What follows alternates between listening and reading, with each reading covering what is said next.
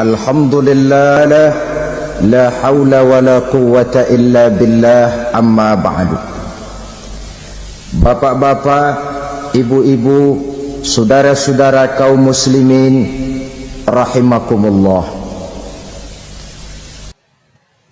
Yang celakanya lagi, lahirlah budaya jilat menjilat, upeti dan lain sebagainya asal tujuan bisa tercapai.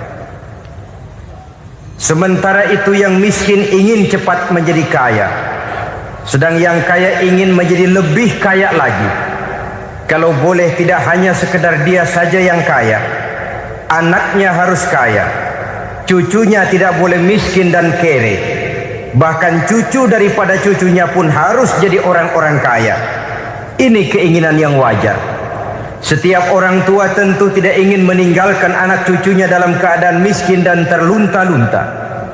Yang tidak wajar kalau keinginan itu membuat orang lalu menghalalkan segala macam cara, menyalahgunakan fasilitas yang dimilikinya, apalagi kalau dia berada dalam satu posisi di mana seharusnya dia memberikan contoh dan keteladanan.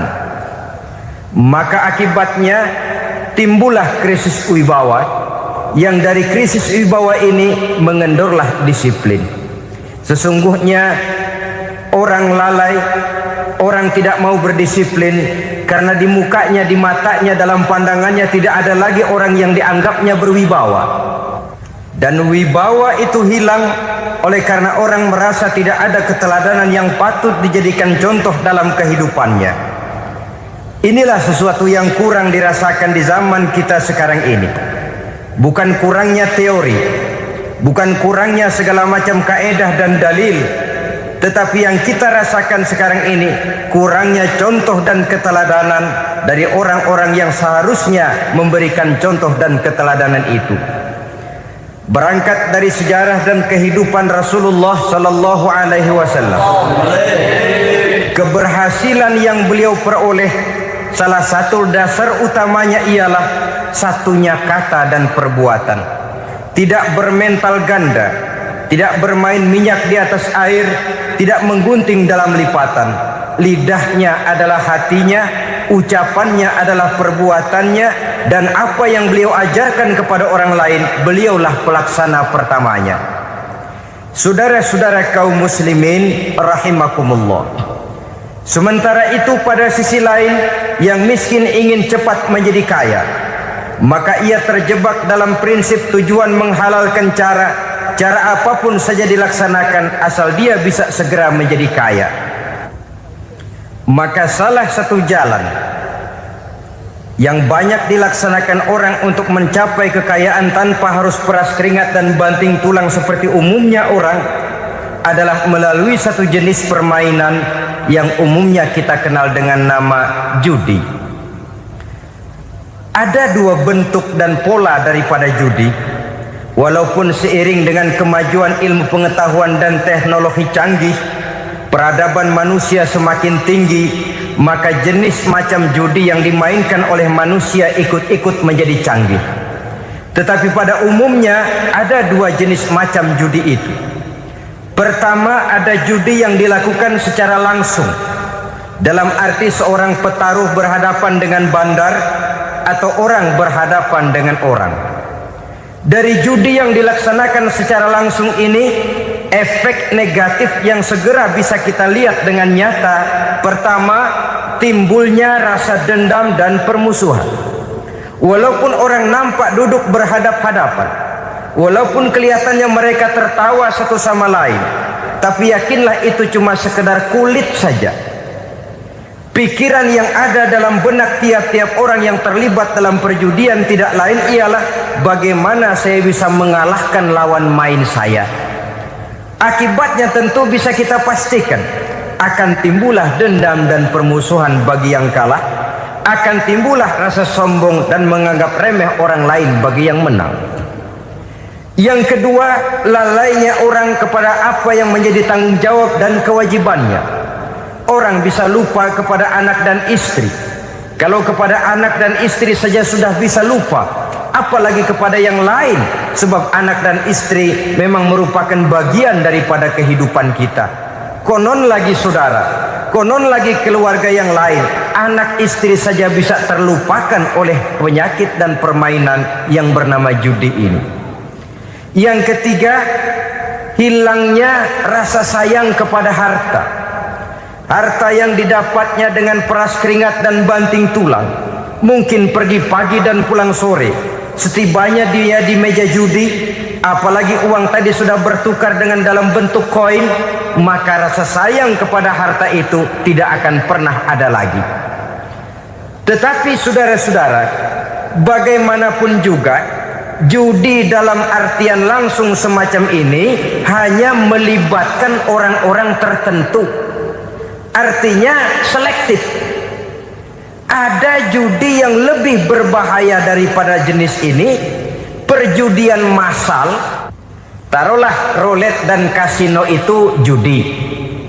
Tetapi judi jenis roulette dan kasino ini bahayanya hanya untuk orang-orang tertentu yang memang sudah mapan, kelompok elit. Masa iya bocah angon di kampung main roulette?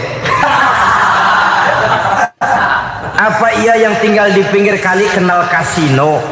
Ya entahlah kalau kasino Prambos ya. Dari judi massal semacam ini lahirlah penyakit yang dinamakan tulul amal. Tulul amal, orang yang terlalu panjang angan-angan. Bukan tidak boleh orang bercita-cita, sebab cita-cita itu perlu. Katanya manusia tidak makan masih bisa hidup 1 bulan lebih. Manusia tidak minum masih bisa hidup 3 hari lebih. Tapi manusia tidak punya cita-cita 1 jam pun dia tidak akan bisa hidup. Karena faktor yang membuat kita bergairah menghadapi kehidupan, faktor yang mendorong kita untuk tetap berusaha dan tegar menghadapi resiko, karena adanya cita-cita di dalam kehidupan kita. Tetapi cita-cita tanpa direalisir dengan usaha, cita-cita yang tidak berangkat dari kemampuan yang ada, pada akhirnya hanya akan merupakan cita-cita yang mengawang, tidak akan terwujud dalam kenyataan, dan akan membentuk manusia menjadi orang yang tulul amal, panjang angan-angan, terlalu muluk keinginan, tidak berangkat dari kemampuan dan kesanggupan yang ada pada dirinya sendiri. Maka penyakit inilah yang telah menghasilkan dan melahirkan penghayal-penghayal kelas berat, tukang-tukang ngelamun kelas tinggi yang hidup di angkasa luar. Dan sejarah belum pernah mencatat ada orang menjadi kaya karena judi, itu belum pernah. Saudara lihat saja orang kaya yang namanya Adnan Khashoggi, orang kaya yang namanya Henry Ford, orang kaya yang namanya Aristotle Onassis, orang kaya yang namanya David Rockefeller. Itu seluruhnya menjadi kaya bukan karena mereka terlibat dalam perjudian, tapi karena kerja keras, peras keringat, banting tulang. Dan itu dimulai sejak mereka masih remaja. Sehingga banyak orang besar yang mulai pekerjaannya dengan menjual koran. Artinya berangkat dari A. Banyak pengusaha mobil yang memulai pekerjaannya dari tukang cuci mobil, tapi lalu bertahap dan tegar menghadapi kenyataan, sehingga proses demi proses dia hadapi dengan tegar, dengan tabah, dengan sabar, dengan ulet, sampai kepada membuahkan hasil. Kita ingin pintas, kayaknya mau, usahanya tidak mau, senengnya mau, peras keringatnya tidak mau. Ini tentunya akan melahirkan kontradiksi di dalam kehidupan. Maka dari jenis perjudian massal semacam ini lahirlah penyakit tulul amal, panjang angan-angan, terlalu muluk cita-cita. Bayangkan saja kalau ini terjadi secara massal, menimpa nasib rakyat kita di pedesaan yang jauh dari keramaian. Tiap hari mereka didina-bobokkan oleh gambaran tentang akan diperolehnya uang dalam jumlah yang banyak, dengan angka 0 yang berentet. Tiap hari mereka melihat angka-angka itu. Mereka lambat laun akan terseret dalam arus tulul amal ini. Panjang angan-angan, muluk cita-cita hanya dengan mengandalkan meja perjudian. Akibatnya timbul penyakit yang kedua, yang ketiga, yaitu malas berusaha. Orang kalau sudah terlalu asik berkhayal, menghitung bintang di langit, malas berusaha. Kalau ada temannya kerja jadi buruh kasar, bawa hasil yang merupakan jerih payah dan peras keringat dia, 1 minggu bergaji 10-15 ribu, diketawain. Apaan gaji lu 10 ribu 15 ribu, entar gua nih kalau ketembus 100 juta entar. Yang 10 ribu dan 15 ribu keringat orang itu dihina, itu dicela, tetapi dia selalu menghitung, entar nih gua, entarnya wallahu a'lam.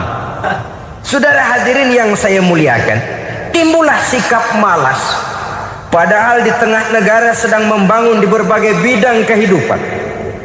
Maka sifat malas ini merupakan musuh kita, baik mengejar kemiskinan, baik mengejar kebodohan dan keterbelakangan kita di sektor-sektor lainnya.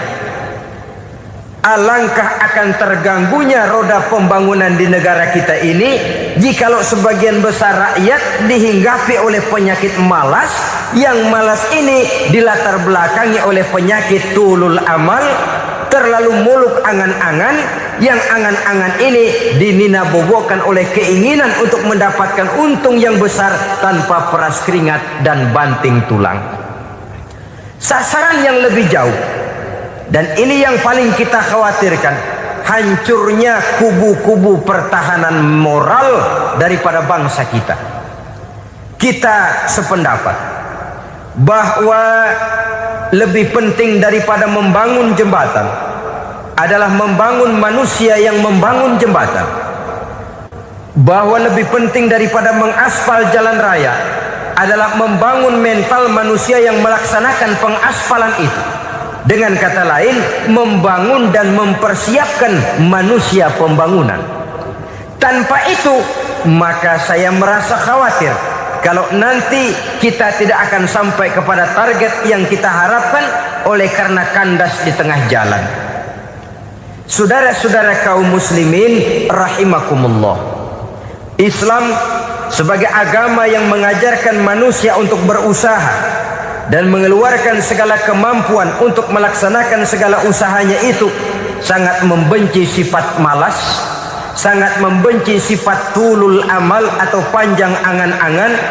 Dan oleh karena judi melahirkan dua sifat itu, Islam sangat menganjurkan pengikutnya untuk menjauhi segala macam jenis perjudian, baik yang terang-terangan maupun yang dilakukan secara samar-samar, tidak ketara, judi canggih sesuai dengan canggihnya teknologi daripada manusia itu sendiri. Ini adalah penyakit yang meracuni masyarakat manusia dari sejak berpribadi, bertetangga, berumah tangga, sampai kepada berbangsa dan bernegara. Dan kasus-kasus yang timbul sudah cukup banyak, yang tidak mungkin lagi kita katakan hanya sekedar bersifat kasuistis, bersifat kasus-kasus kecil saja. Sebelum riaknya naik ke permukaan, marilah kita membuat benteng untuk masing-masing pribadi muslim memelihara dan menjaga diri jangan terseret dalam permainan yang bernama judi, apapun bentuknya, bagaimanapun cara dan ragamnya, karena jelas bahayanya lebih besar daripada manfaatnya. Taruhlah kita barangkali kemarin-marin hanyut dalam arus perjudian, tetapi hendaknya kita bisa mengambil pelajaran bahwa seorang mukmin adalah seorang yang apabila dia melakukan kesalahan, dia segera sadar, dijadikannya pelajaran untuk tidak diulanginya lagi pada masa-masa yang akan datang. Dengan sikap semacam itu, kita tidak lagi akan mengulangi kesalahan-kesalahan lama, dan grafik kehidupan kita dari hari ke hari akan makin menunjukkan hal-hal yang baik dan positif adanya. Saudara-saudara kaum muslimin rahimakumullah, kalau ABRI masuk desa, rakyat beruntung. Kalau jaksa masuk desa, rakyat bahagia. Kalau koran masuk desa, rakyat ikut jadi cerdas. Tapi kalau judi masuk desa, rakyat kiamat.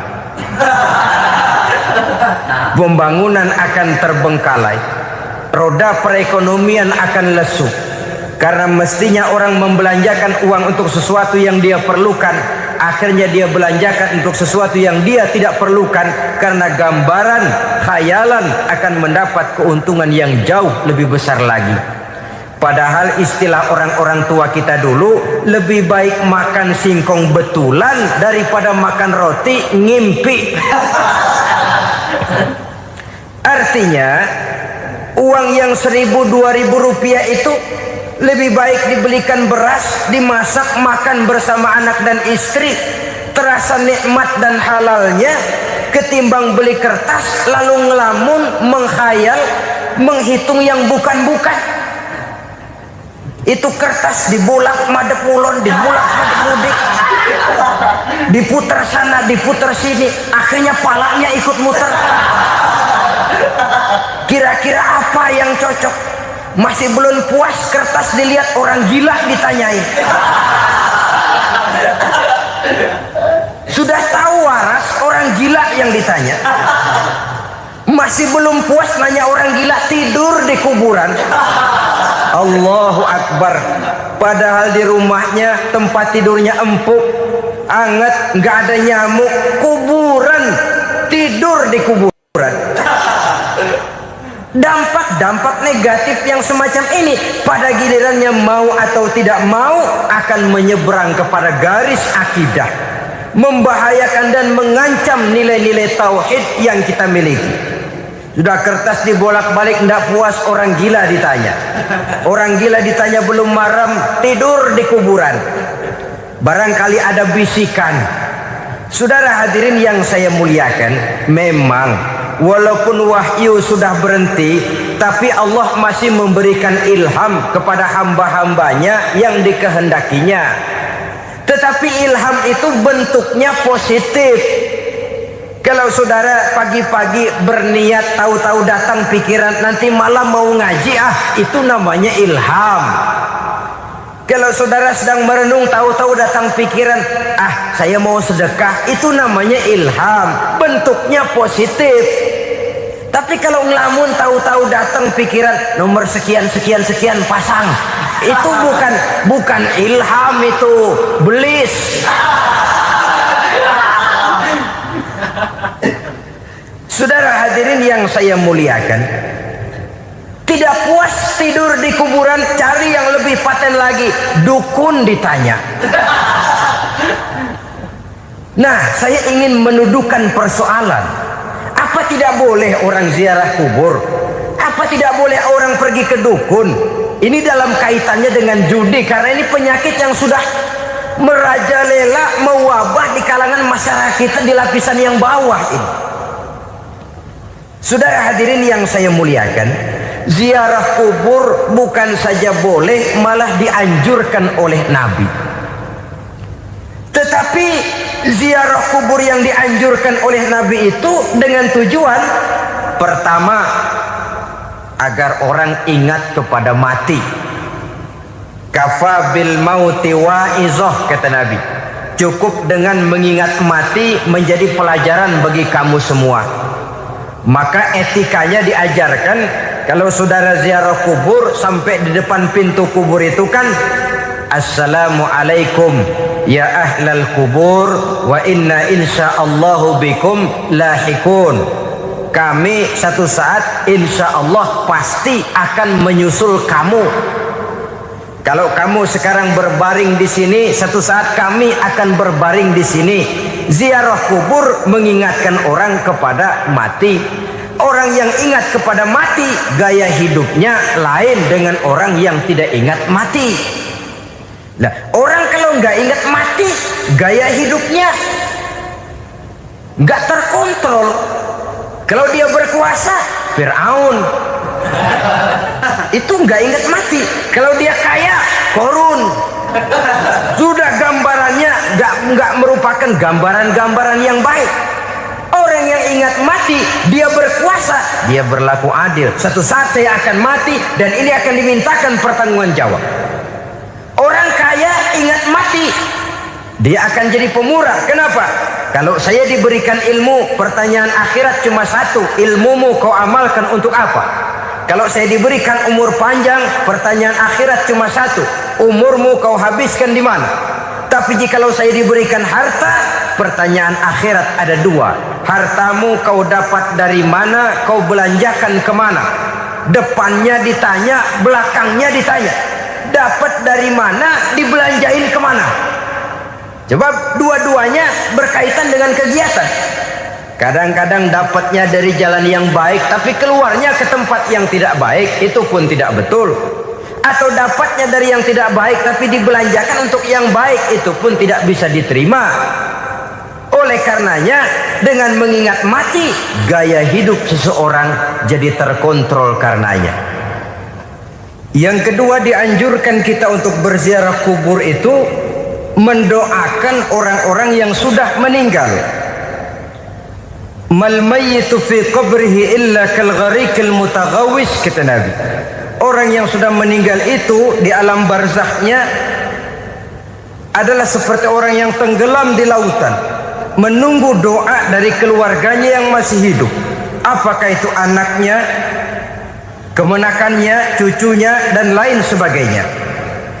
Adapun yang kalau kita ziarahi itu kuburnya orang-orang yang kita tahu merupakan orang soleh, orang yang berjiwa bersih, yang kita kenal ketakwaannya kepada Allah Subhanahu wa ta'ala, tidak ada salahnya kita bertabarruk, asal jangan dengan satu keyakinan bahwa dia secara mandiri bisa mendoakan kita. Dia hanya bisa melakukan itu hanya dengan izin Allah. Nah, umumnya orang kalau sudah ziarah ke kubur-kubur keramat itu Allahnya kelupaan. Itu yang dikhawatirkan merusak dan mengganggu akidah. Sehingga di awal-awal perkembangan Islam, Nabi pernah melarang orang ziarah kubur itu. Ini bisa kita simak dari hadis, kuntu nahaitukum an ziyaratil qabri fazuruha. Dahulu aku pernah melarang kamu untuk ziarah kubur. Adapun sekarang kalau mau ziarah, ziarahlah kamu. Kata-kata dulu aku pernah melarang kamu itu menggambarkan bahwa pada permulaan perkembangan Islam, nilai keimanan para sahabat masih rapuh, masih lemah, masih memerlukan pembinaan. Sehingga kalau mereka sering ke kubur, dikhawatirkan mereka minta kepada kubur. Nah, tetapi tatkala nilai keimanannya sudah mapan, sudah kuat, kata Rasul, fazuruha. Adapun sekarang kalau mau pergi berziarah, ziarahlah kamu.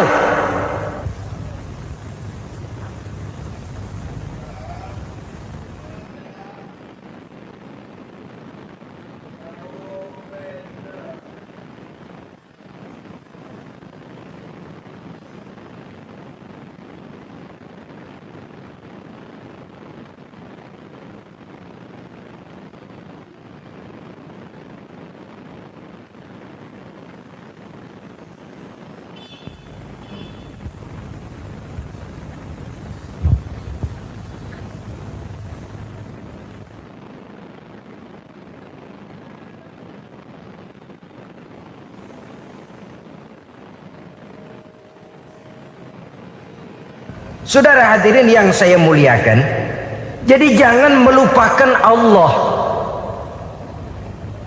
Saya bisa saja berkata, kalau saya misalnya pakai cincin, lalu saya bilang, saya sejak pakai cincin ini, jangan anak gadis, nenek-nenek ngelihat saya lemes. Atau sejak pakai cincin ini dagangan laris bener. Cincin itu yang menggelincirkan akidah.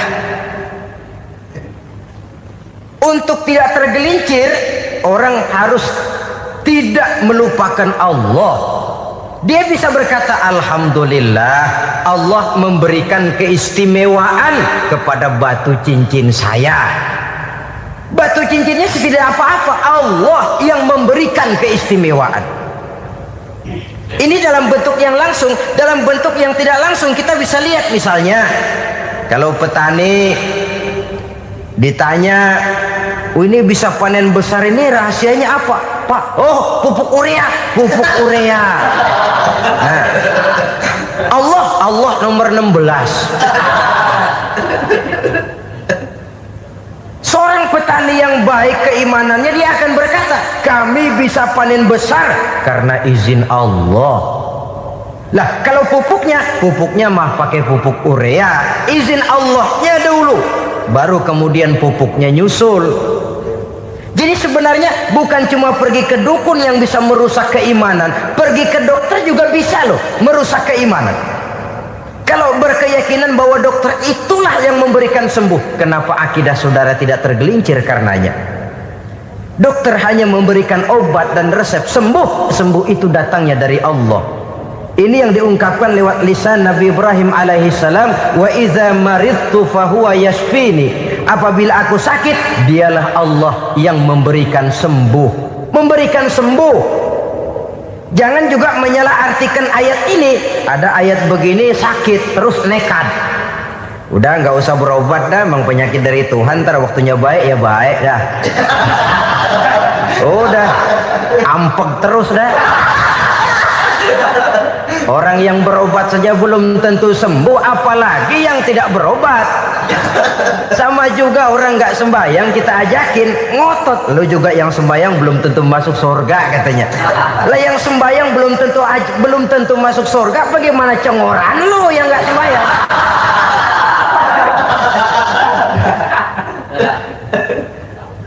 Saudara hadirin yang saya muliakan, kaum muslimin yang berbahagia. Jadi dengan demikian, maka jangan menghilangkan Allah. Kita, ajaran pokok dalam Islam adalah ajaran tentang tauhid. Nah, tauhid ini menyangkut mengesahkan Allah, baik di dalam zatnya, baik di dalam sifatnya, baik di dalam perbuatannya, baik di dalam beribadah kepadanya. Tauhid dalam ibadah itu ada. Tauhid dalam zat artinya zat Allah itu tidak tersusun, tidak terdiri dari bagian-bagian yang bisa pecah-pecah. Ya seperti kita ini kan ada kepala, ada kaki, ada tangan. Allah tidak tersusun zatnya dari bagian-bagian. Esa zatnya tidak bisa dibagi-bagi. Esa sifatnya artinya Allah itu sifatnya tidak pernah berubah. Sejak dahulu sampai sekarang Allah itu cinta kepada orang beriman yang melakukan kebaikan, dan Allah benci kepada orang kufur yang melakukan kejahatan.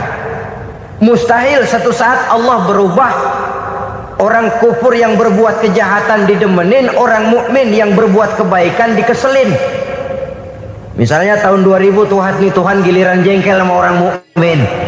Itu mustahil. Dia esa di dalam sifatnya. Lain dengan sifat kita manusia. Sifat kita ini kan relatif.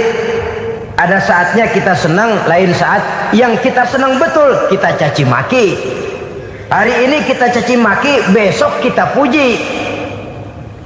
Lihat teman kaya, habis kita omongin, boleh jadi dia kaya. Kenapa? Dukunnya 36. Begitu kita habis caci maki begitu, dia datang ngasih duit sama kita, cacian itu bisa berubah menjadi pujian. Lu ya emang bukan main dah. Sifat kita itu relatif, bisa terpengaruh oleh situasi dan kondisi. Saudara hadirin yang saya hormati, kaum muslimin yang berbahagia, Allah juga esa di dalam perbuatannya. Artinya di dalam menciptakan apapun yang akan diciptakan oleh Allah, di dalam melakukan apapun yang akan dilakukan oleh Allah, tidak terikat kepada faktor lain, tidak memerlukan bantuan lain. Dia adalah mutlak. Nah, Kemudian kita mengesahkan Allah dalam zatnya, mengesahkan Allah dalam sifatnya, mengesahkan Allah dalam perbuatannya. Belum tentu berarti kita mengesahkan Allah dalam ibadahnya. Sebab banyak orang yang yakin betul Allah itu esa, teguh dengan pendiriannya. Tuhan lu siapa? Allah. Allah bagaimana? Esa. Bagaimana kalau dua? Kagak. Tiga? Enggak. Mantap. Soal tahlil paten. Tapi dalam ibadah kadang-kadang dia tidak mentauhidkan Allah. Ini makna wa ma umiru illa liya'budullaha mukhlisin. Kami tidak memerintahkan kepadamu kecuali untuk beribadah kepadaku, kata Allah, dengan ikhlas. Beribadah kepada Allah dengan ikhlas itu artinya apa? Beribadah hanya untuk Allah saja. Nah, kalau hanya untuk Allah saja, lalu kita minta berdoa di depan kuburan orang yang soleh, apa syirik? Tidak syirik. Kalau kita berkeyakinan bahwa orang tempat kita memanjatkan doa itu hanya bisa mendoakan kita dengan izin Allah. Dia sendiri tidak punya kekuasaan apa-apa. Tanpa izin Allah dia tidak bisa berbuat apa-apa. Itu tidak menyebabkan orang menjadi syirik.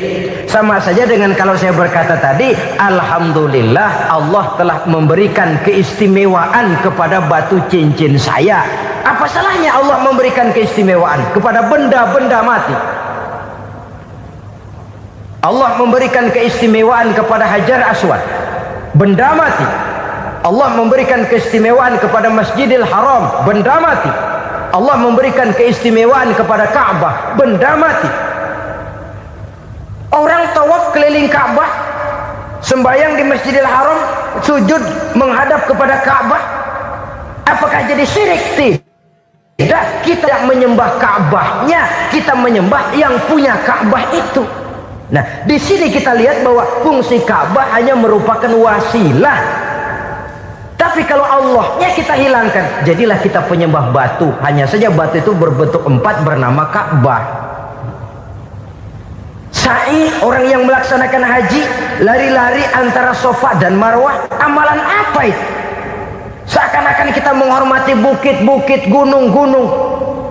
Tapi bukan itu yang kita tuju dalam pelaksanaan sa'i itu. Yang kita tuju adalah ini perintah Allah. Allahnya yang diutamakan. Maka hal semacam ini tidak menyebabkan orang menjadi syirik dan tergelincir dari tauhid. Tapi kalau ziarah kubur dengan niat cari buntutan,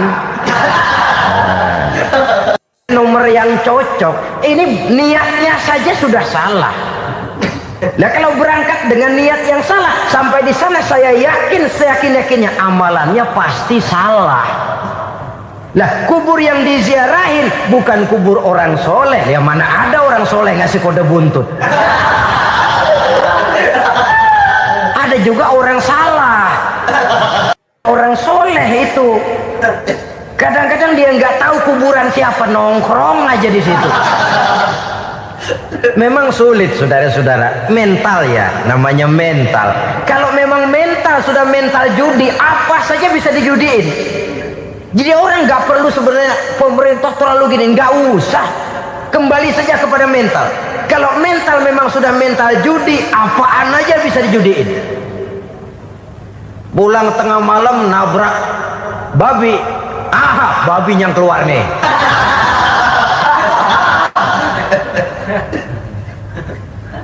Mobil lewat, nomornya bisa dijudiin. Bajai lewat, bajai bisa dijudiin. Mental. Kalau memang mental sudah mental judi, apapun saja bisa dijudikan. Saudara hadirin yang saya muliakan, lalu bagaimana dengan dukun? Ya, saudara hadirin, pergi ke dukun hakikatnya sama dengan pergi ke dokter. Orang berusaha melaksanakan yang namanya syariat, hakikatnya kembalikan kepada Allah. Syariatnya kita laksanakan. Tetapi, nah ini tetapi yang pertama, saudara harus tahu betul dukunnya itu bayang apa enggak, agamanya kuat apa enggak, Sebab ya tentu tidak ada dukun yang jelek, karena pada umumnya penyakit dukun itu kan nyohor, iklan lewat koleha-kolehanya. Kita bisul kecil datang, kita dukun, ini si kecil kemarin bisul kayak kelapa 5 menit baik. 5 menit, padahal kemarin kagak ada yang datang. Diolah sedemikian rupa supaya orang mantap. Jadi jangan asal sembarangan. Kadang-kadang lihat potongan dukunnya aja kita ngeri. Mukanya sudah klemot, nggak pernah tersentuh air wudhu. Jangankan air wudhu, mandi aja jarang. Yang kayak begini yang dipegang mati-matian, yang dipercayai habis-habisan, akan kita kemanakan tauhid kita ini? Apalagi kalau perginya sudah dengan niat mencari nomor yang jitu.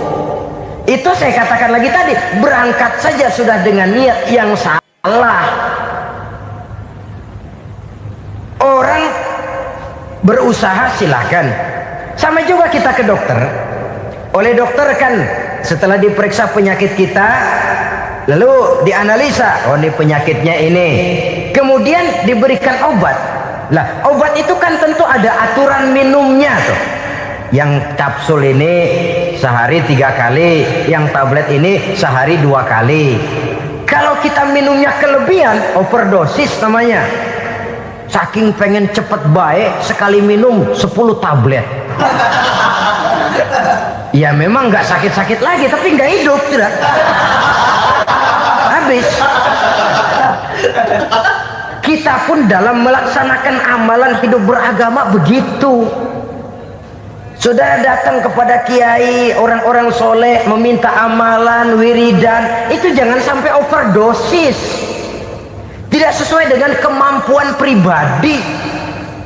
Wong masih SD sudah minta matematika kelas SMP, celeng.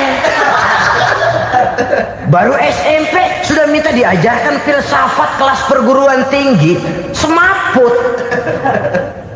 Kenapa? Daya tampungnya nggak kuat. Emang ukuran secangkir, minta di sini seember, ya luber. Lebihnya nggak cukup. Kenapa? Yang diberikan, yang diamalkan tidak sesuai dengan makomnya, tidak sesuai dengan kemampuan yang ada pada dirinya. Saudara hadirin yang saya muliakan, akhirnya apa? Mencelakakan dirinya sendiri, ngawur. Baru sembahyang seminggu udah ngaku ketemu malaikat. Oh, sembahyang ditemenin malaikat lah, sembahyang baru seminggu mulain. Tuh malaikat iseng amat. Ya walaupun kalau Allah izinkan tidak mustahil, tapi kan tidak logik. Orang yang melaksanakan ibadah puluhan tahun memerlukan riyadhah dan latihan, khusyuk dan tawadhu, penuh tazallul, merendahkan diri di hadapan Allah, belum tentu mendapat karunia yang semacam itu. Saudara hadirin yang saya muliakan, jadi dengan kata lain, yang pertama, lihatlah dulu kualitas dukun yang akan saudara datangi itu. Ini kualitas black apa kualitas white, aspal apa cat putih, sehingga jangan sampai kita salah pilih. Sebab biasanya orang kalau sudah hanyut di kali, rumput pun dia pegangin. Dia tahu kalau rumput tidak akan bisa menahan bobot badannya, tapi karena posisinya posisi terjepit, rumput pun dia pegang. Ini satu gambaran psikologis betapa orang dalam keadaan panik, kepepet, kejepit, yang tidak mestinya dipegang pun akan dipegangnya juga. Walaupun dia tahu itu tidak akan bisa menahan bobot badannya, namun dipegangnya juga. Oleh karenanya, yang pertama, lihat dulu kualitas dukunnya. Yang kedua, saudara-saudara, jangan berkeyakinan bahwa dukun itulah yang memberikan permintaan saudara.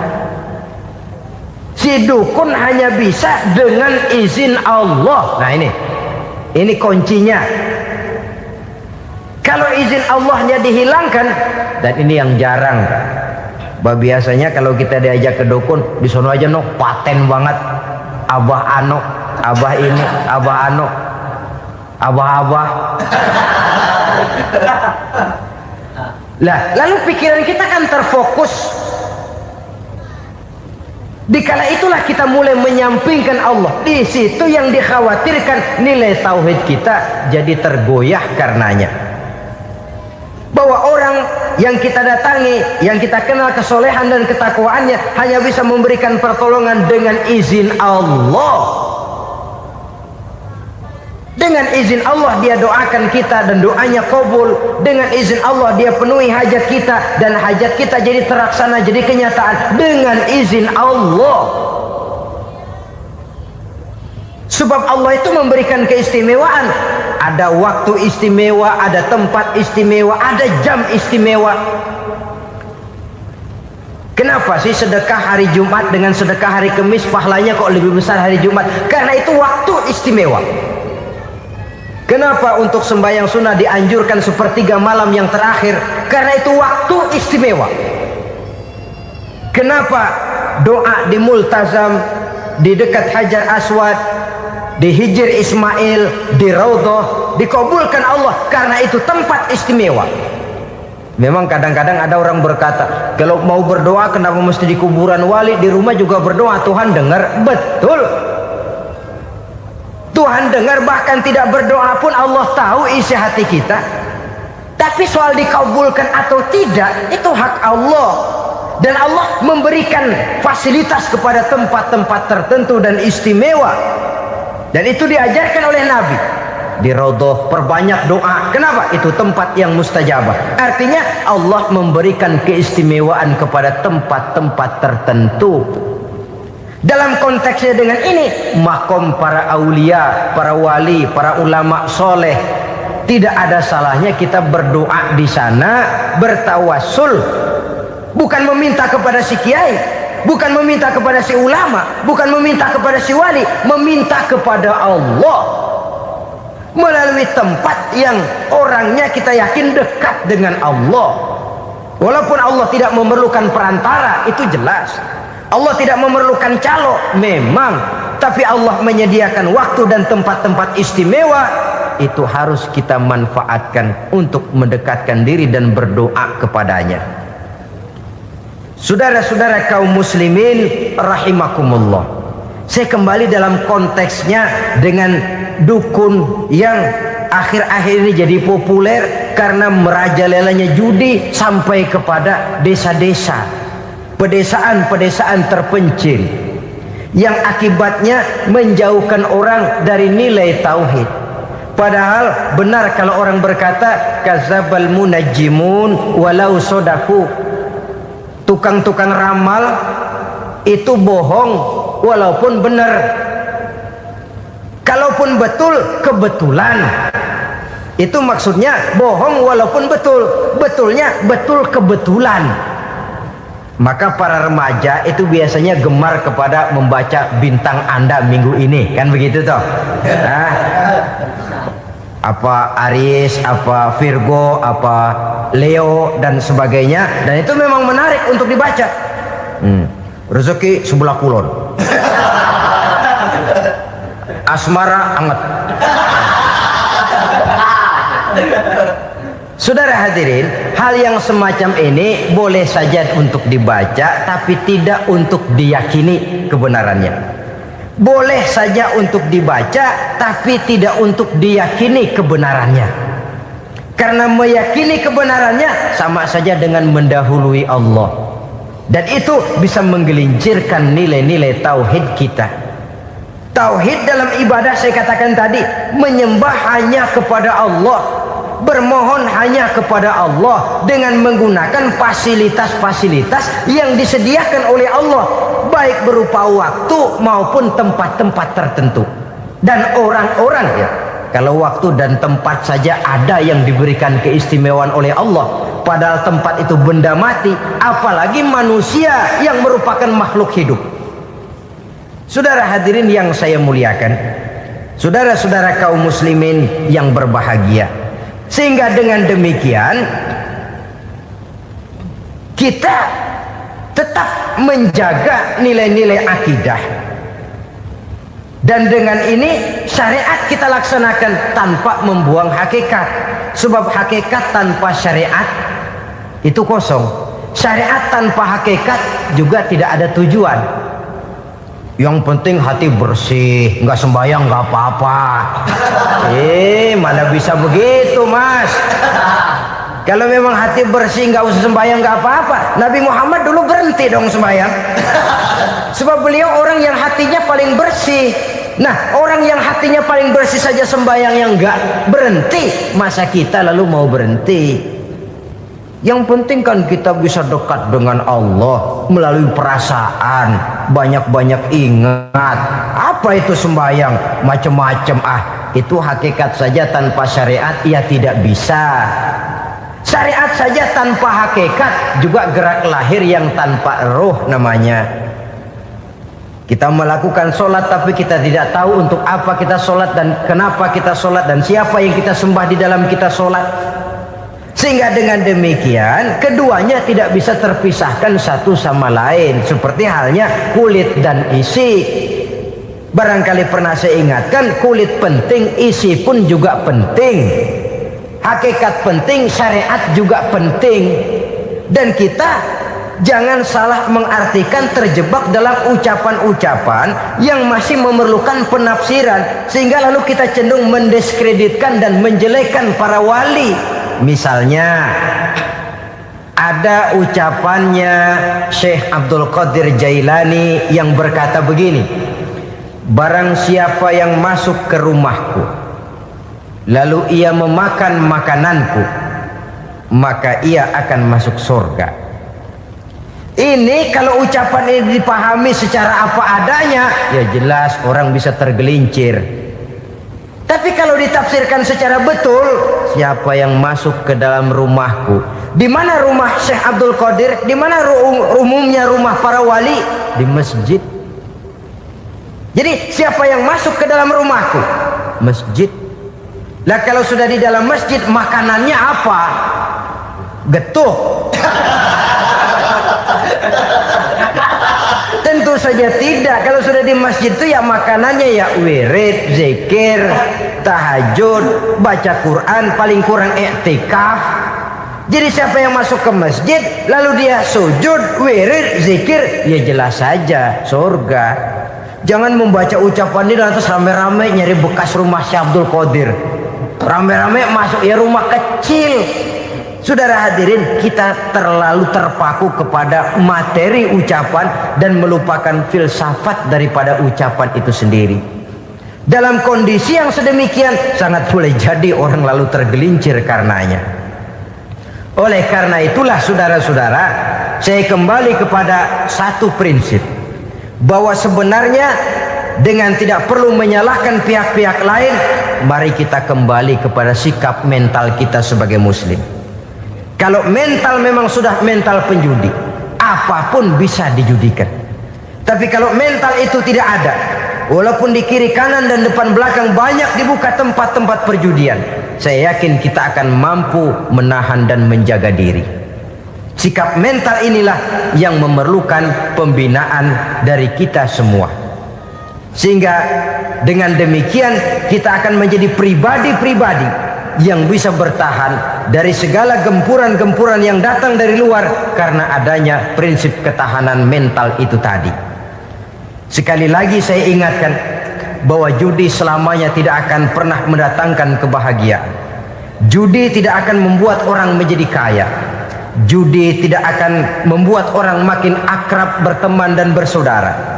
Yang jelas judi melahirkan permusuhan dan dendam, membangkitkan rasa malas, memulukan angan-angan tanpa mau peras keringat dan banting tulang, melalaikan orang dari tanggung jawab dan kewajibannya, membuat ia lupa kepada anak, istri dan seluruh keluarganya, dan pada akhirnya dia akan terjebak dalam satu permainan yang makin menjauhkan dia dari proses kesadarannya sebagai manusia. Sebagai uraian penutup, marilah kita renungi firman Allah dalam Al-Baqarah ayat 208. A'udzubillahi minasyaitonir rajim.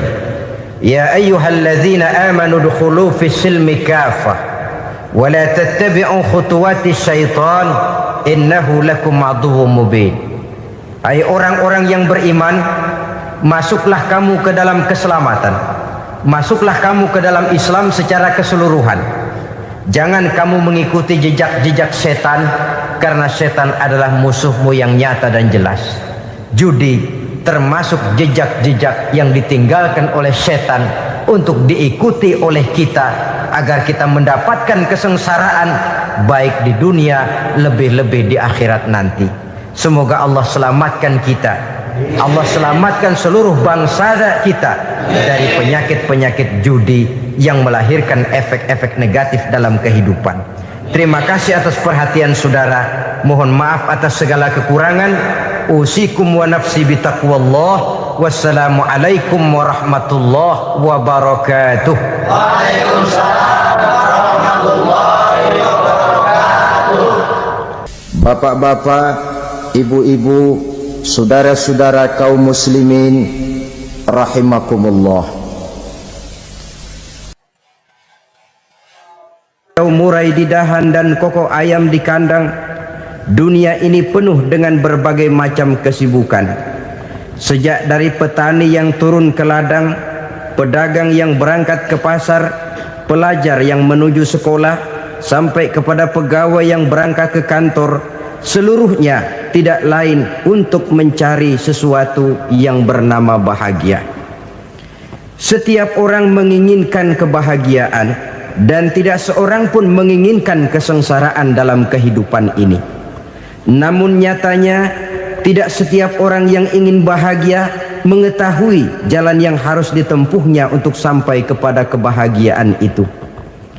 Maka pada kesempatan pertemuan kali ini saya ingin menyampaikan sebuah hadis dari junjungan kita baginda Nabi besar Muhammad sallallahu alaihi wasallam yang termuat dalam kitab Mukhtarul Ahadits An-Nabawiyah, di mana beliau bersabda, arba'un min sa'adatil mar'i.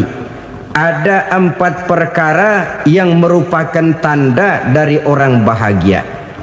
Saya mau tanya, di antara saudara-saudara yang hadir di sini, apa ada yang kepengen jadi orang sengsara? Seluruhnya tentu ingin mendapatkan kebahagiaan. Maka menurut resep dari Nabi kita, tanda orang bahagia itu 4. Jadi kalau saudara ingin bahagia, harus mempunyai 4 perkara ini. Yang pertama, orang bahagia itu kata Nabi, darun wasi'un. Punya rumah biar bagus asal gede. Enak ngaturnya, daripada sudah punya rumah kecil adanya di pinggir kali, gubuk, kalau hujan bocor, miring lagi, kiamat. Loh, kalau gitu Islam materialis dong. Hadis ini boleh diartikan dengan makna hakiki, arti yang sebenarnya, boleh diartikan dengan makna majazi, arti kiasan. Kalau dia diartikan dengan arti kias, maka yang dimaksud darun wasi'un ay qalbun wasi'un. Rumah yang luas tidak lain daripada hati yang lapang. Karena di situ kunci kebahagiaan yang sebenarnya.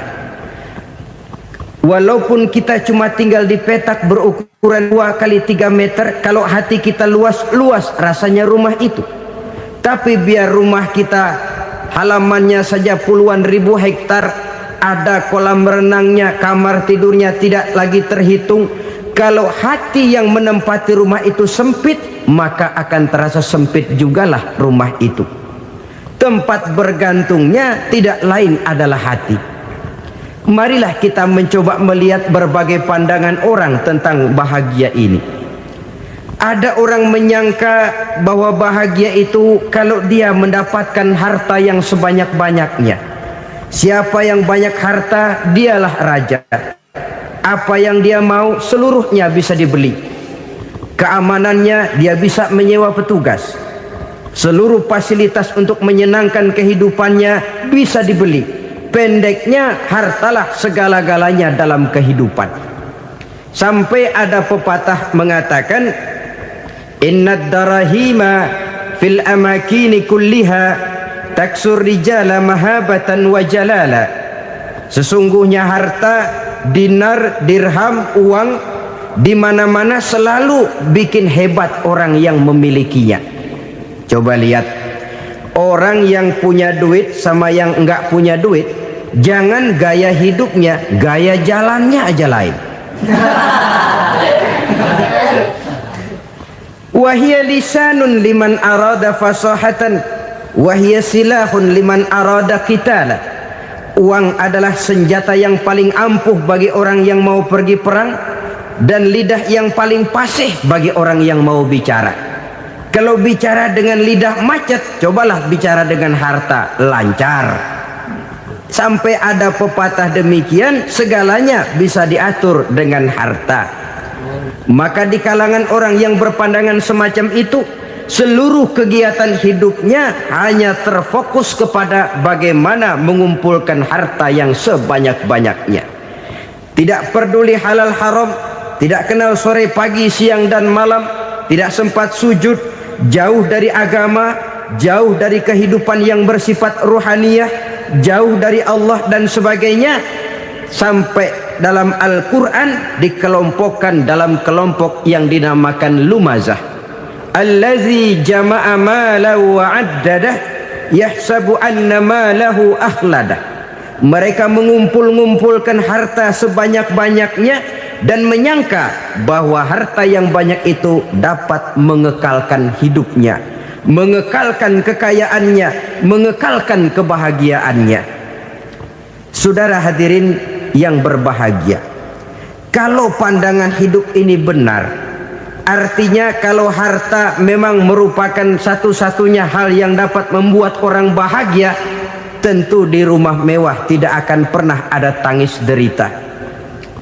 Tentu di satu tempat di mana fasilitas hidup serba menunjang tidak ada yang namanya penderitaan.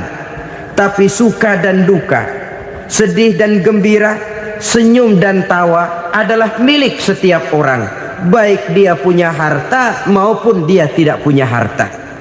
Nyatalah bahwa harta semata-mata bukan merupakan jaminan bahwa orang akan bahagia, walaupun tanpa harta orang sulit untuk bahagia. Saya mau cerita, ada orang super kaya, namanya Aristotle Onesimus, raja tanker Yunani. Dia punya kapal tanker saja konon sampai 11 banyaknya. Punya perusahaan penerbangan yang disebut Olympic Airlines. Punya hotel di berbagai kota besar di dunia ini, sejak dari New York, London, Paris, Rome dan sebagainya. Bahkan punya pulau yang dia namakan Pulau Scorpio. Ini kan namanya sudah kaya nggak tanggung-tanggung, punya pulau. Nah, dia punya 2 orang anak, yang satu laki-laki namanya Alexander, yang satu perempuan namanya Maria Onesimus. Seluruh harapannya tertumpah kepada anak lakinya Alexander ini, yang akan meneruskan usahanya, meneruskan kekayaannya, meneruskan dinastinya. Apa yang terjadi? Ternyata anak yang dia harapkan yang bernama Alexander ini mati muda dalam kecelakaan pada waktu dia olahraga. Apa olahraganya? Namanya olahraga anak orang kaya, golongan jet set. Olahraganya olahraga pesawat terbang. Jatuh, ya nggak kapungut, habis mati. Tinggal satu anak perempuannya, Maria Onesimus. Tapi anak perempuan ini juga malah urakan. Terakhir dia pacaran, bahkan kemudian kawin sama orang Rusia. Rupanya Aristotle Onesimus ini broken. Kekayaannya yang berlimpah ruah, perusahaannya yang begitu banyak, siapa yang akan meneruskan? Siapa yang akan menggantikan? Sampai kemudian dia mengurung diri di Pulau Scorpio dan mati di sana secara mengenaskan. Seorang multi jutawan, seorang yang super kaya, mati menyendiri di pulau sepi. Ibarat kata pepatah, anak ayam mati di lumbung. Bukan kekurangan makanan, keurugan makanan. Begitu kehidupan Aristotle Onassis. Dan banyak orang-orang yang sudah demikian kaya sampai dibingungkan oleh kekayaannya sendiri.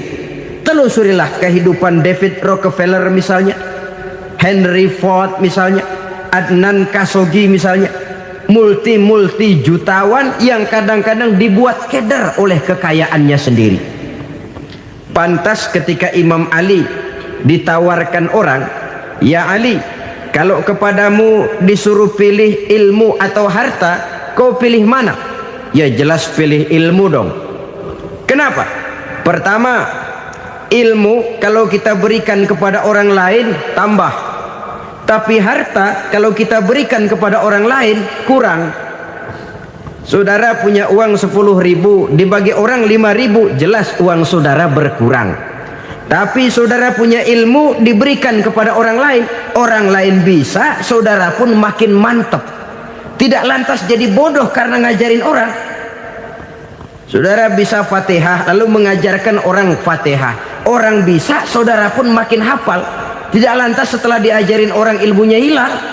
Begitu datang dia minta orang, "Tolong ajarin saya Fatihah." Udah habis, nggak ada.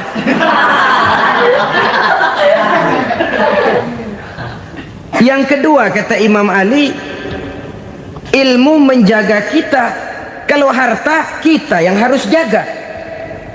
Makin banyak ilmu makin terpelihara diri seharusnya. Tetapi makin banyak harta makin bingung kita jaganya. Sampai kadang-kadang kalau perlu seluruh keliling rumah dipasangi alarm. Belum cukup disewakan anjing besar-besar, pasang di depan pintu, awas anjing galak. Masih belum cukup juga, cari centeng tukang-tukang kepruk jaga rumah. Masih terasa belum aman, padahal rumahnya dikelilingi tembok besar. Di balik tembok ada pintu-pintunya tebal. Di balik pintu itu terbuka masuk kamar, kamar pun ada pintunya, pintunya pun kuat. Masuk ke dalam kamar ada lemari, lemarinya pun pintunya kuat, dikunci, kuncinya pun kuat. Tapi terhadap seluruhnya yang timbul cuma sekedar was-was saja. Kesimpulannya sekali lagi, tanpa harta orang memang sulit untuk bahagia. Tapi harta semata-mata tidak merupakan jaminan orang akan bahagia. Dengan hati yang luas, itu modal utama untuk mencapai kebahagiaan hidup. Orang yang hatinya luas, saudara-saudara, punya hati yang lapang, melihat kenyataan hidup ini, dia bersyukur senantiasa kepada Allah. Lantas tidak timbul hasud dan iri hatinya. Oleh karena itu jiwanya selalu lapang. Kalau tidak, cupik hati namanya, dangkal pandangan, tidak senang melihat orang lain dapat nikmat, dan itu sering dijadikan contoh. Kalau orang yang lapang dada, dia lihat tetangganya beli TV baru, dia berkata, "Alhamdulillah ya, tetangga kita beli TV, mudah-mudahan kita bisa ikut nonton." Lapang dadanya. Tapi orang yang sempit hati, lihat tetangga beli televisi, meriang.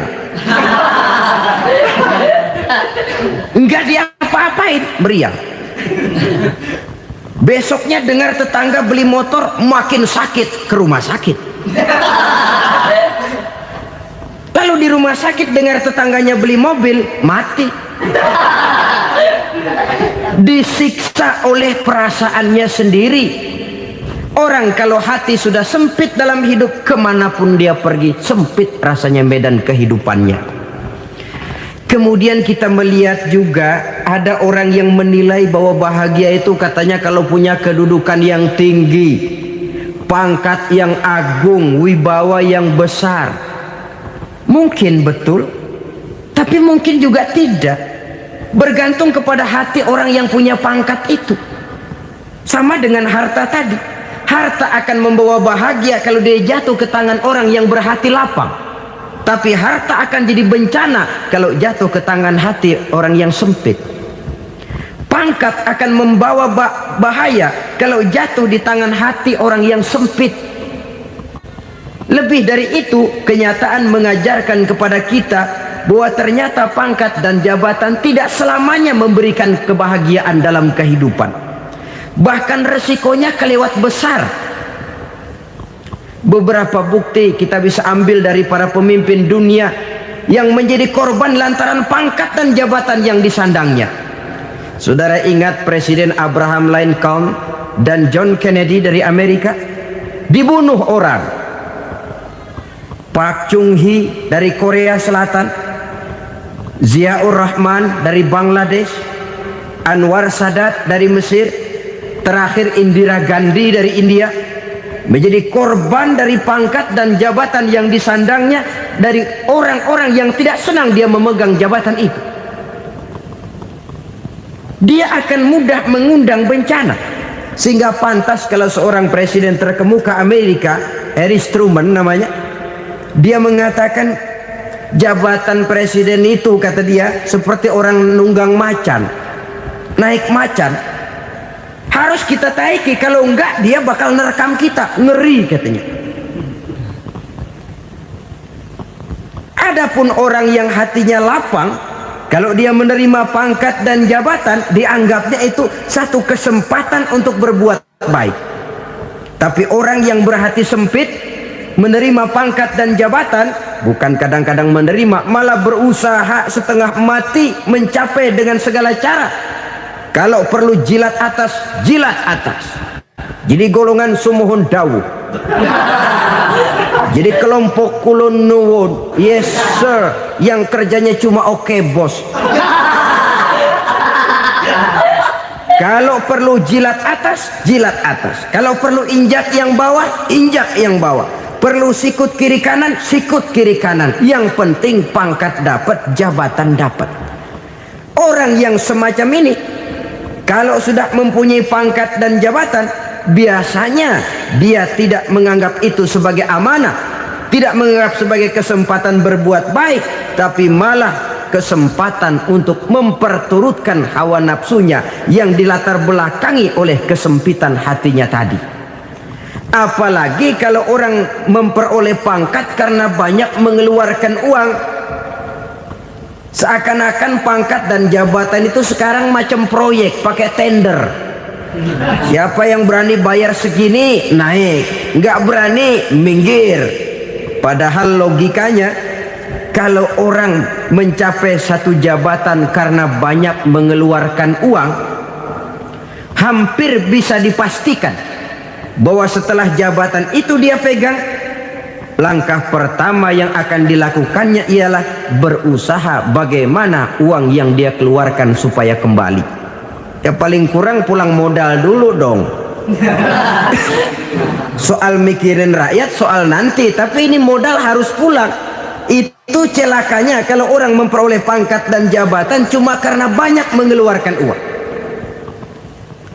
Jarang orang yang mempunyai keyakinan dan pandangan bahwa pangkat dan jabatan merupakan amanah. Jadi sekali lagi, pangkat dan jabatan mungkin saja membawa kebahagiaan kalau jatuh ke tangan orang yang berhati lapang. Tapi bisa jadi bencana kalau dia jatuh ke tangan orang yang mempunyai hati yang sempit. Dan lagi-lagi stresnya hati yang lapang. Lalu sebagian orang, saudara, ada yang berpandangan katanya bahagia itu kalau jadi orang terkenal, mempunyai popularitas, menjadi idola di kalangan remaja, di kalangan orang tua, di segala lapisan masyarakat. Padahal makin populer orang, makin terikat dia. Ya kalau macam kita ini kan nggak punya nama, nggak populer, tengah malam buta mau nongkrong di warung Tegal aman. Tapi pangkat, jabatan, kedudukan, popularitas menyebabkan kita diikat dengan berbagai macam peraturan. Cuma mandi sama ke WC saja yang nggak dikawal.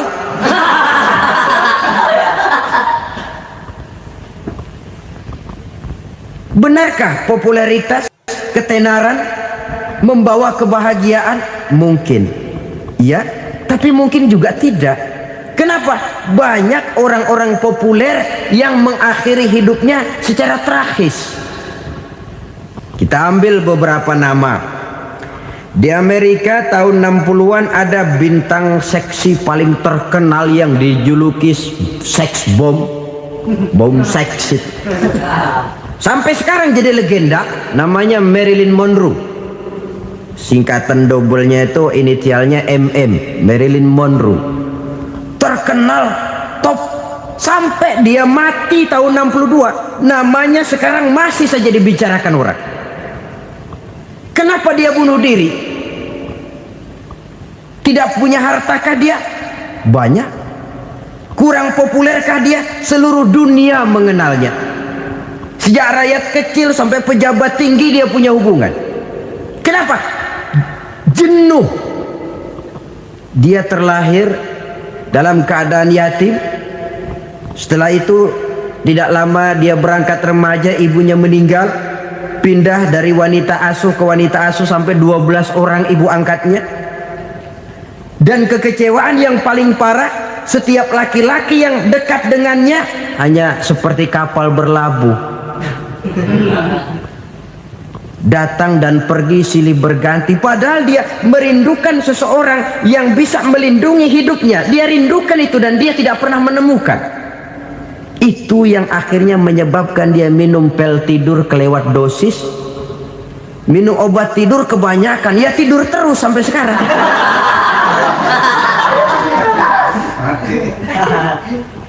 Dia mengakui, saya telah memiliki ketenaran, tapi saya tidak pernah hidup dalam ketenaran itu. Saya pandai main sandiwara, tapi saya ingin hidup dalam alam yang real sebagaimana umumnya orang. Itu yang dia rindukan. Menyusul jejak yang namanya Marilyn Monroe ini, Billie Holiday, saudara kenal tentu, di rumah sakit dirawat. Dia juga minum obat overdosis, mati lagi.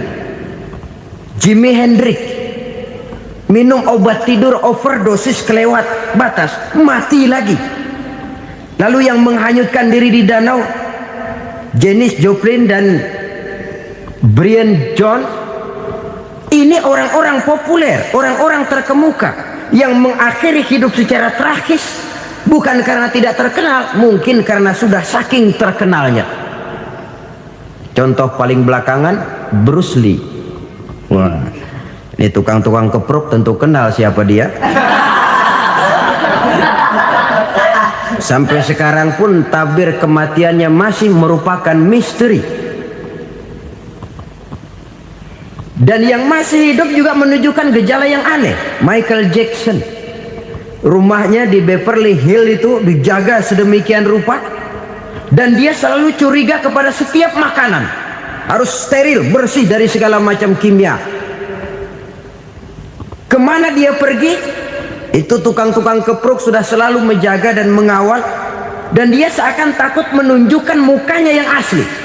Hingga kalau tampil ke tengah di luar show, dia kadang memakai pakaian yang tidak menunjukkan dia yang sebenarnya, takut dikenali orang. Ternyata popularitas sering jadi momok yang meracuni kehidupan manusia. Oleh karena itu, benarlah junjungan kita pada saat beliau mengajarkan orang akan bahagia kalau dia mempunyai hati yang lapang. Nah, sekarang masalahnya untuk mendapatkan hati yang lapang, caranya bagaimana? Kita kembali kepada konsep Quran. Allah mengajarkan, ala inna bi dzikrillahi tatmainnul qulub. Ketahuilah bahwa dengan banyak mengingat Allah, hati akan tenang, jiwa akan lapang. Dengan kata lain, dekat dengan agama, merasakan kehadiran Allah dekat dalam hidup. Itu muara pertama untuk mencapai hati yang lapang. Ala inna bi dzikrillahi tatmainnul qulub. Jangan macam orang sekarang ingin mendapatkan ketenangan lalu tapak di puncak gunung, di gua-gua, di tempat sepi. Iyalah kalau nggak ada ular. Kalau tergigit ular berbisa, ketenangan belum, mati jelas itu. Islam positif untuk mendapatkan ketenangan. Ala inna bi dzikrillahi tatmainnul qulubi. Bahwa ketahuilah bahwa dengan banyak mengingat Allah, hati akan tenang, jiwa akan lapang, nuansa pikiran akan luas. Karena yang namanya bahagia ada dimanapun manusia berada. Di kampung ada bahagia, di kota ada bahagia, di ngarai, di lembah, di gunung, di hutan, di lautan, di angkasa luar, dimanapun bahagia itu ada kalau kita bermodalkan hati yang lapang ini. Dan hati akan lapang kalau kita dekat dengan agama.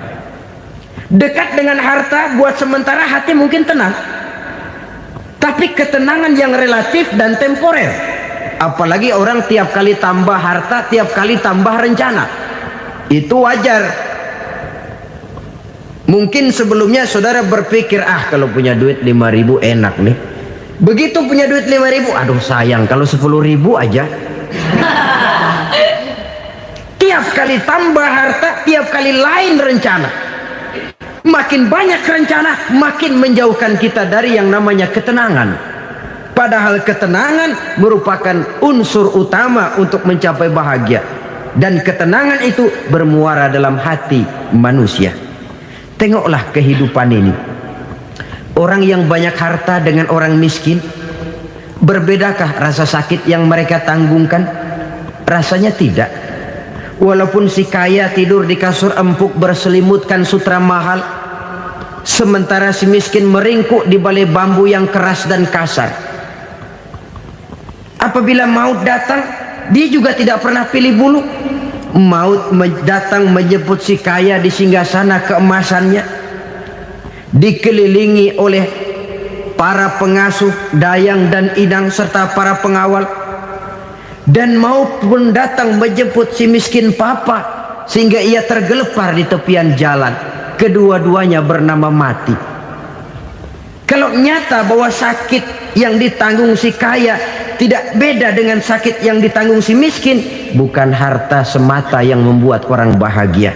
Hati yang tenang, jiwa yang lapang penuh kedamaian, karena banyak berzikir dan mengingat Allah, itu merupakan modal utama untuk mencapai sesuatu yang bernama bahagia.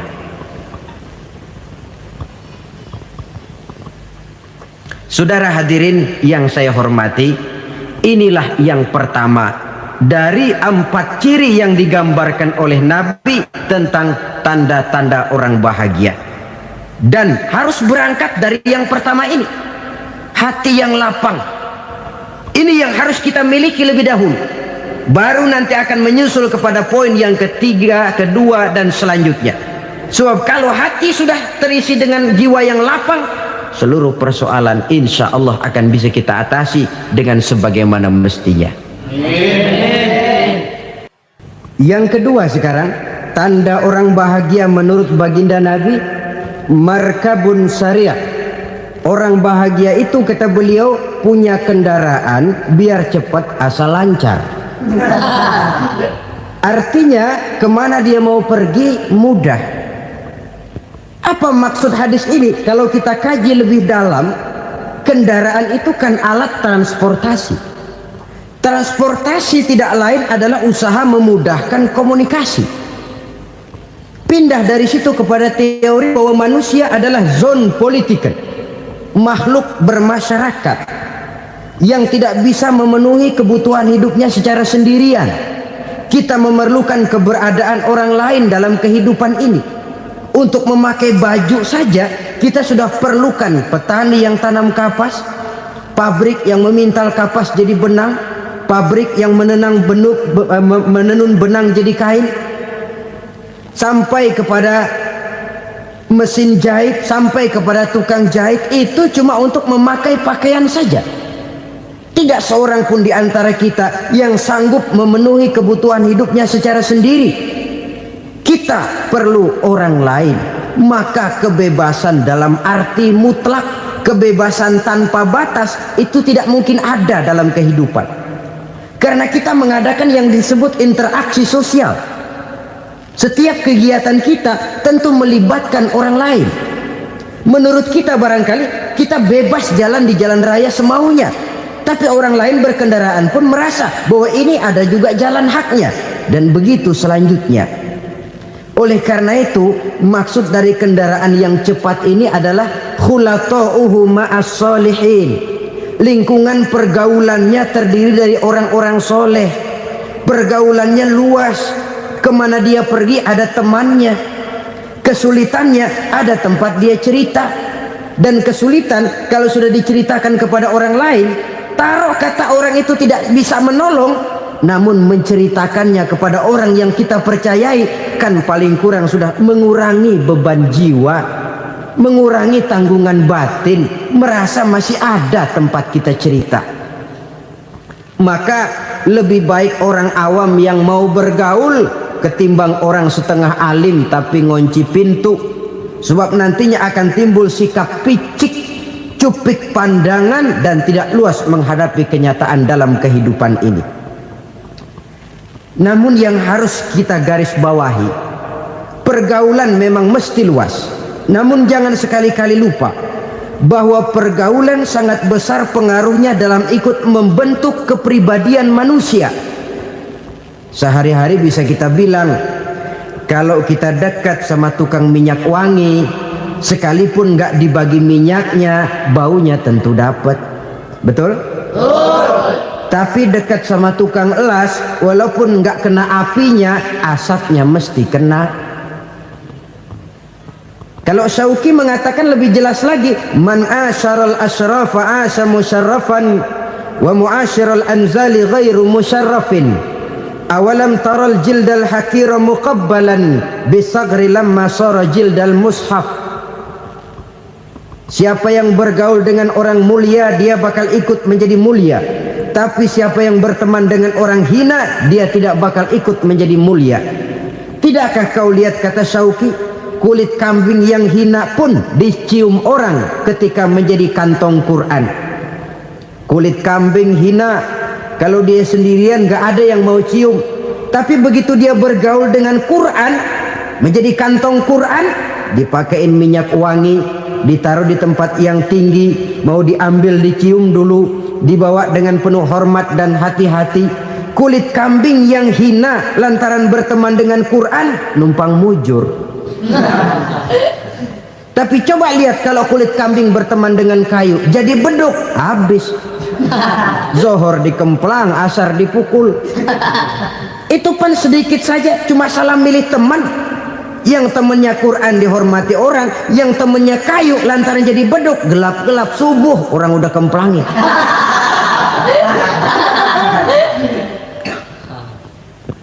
Maka terutama kepada adik-adik remaja yang masih mencari identitas diri, yang ibarat kaset masih kaset kosong, mudah diisi oleh apapun, pandai-pandailah memilih teman dalam bergaul. Karena banyak orang yang tadinya baik-baik, ketika terseret dalam pergaulan dengan orang yang tidak baik, kebaikannya menjadi lentur dan luntur.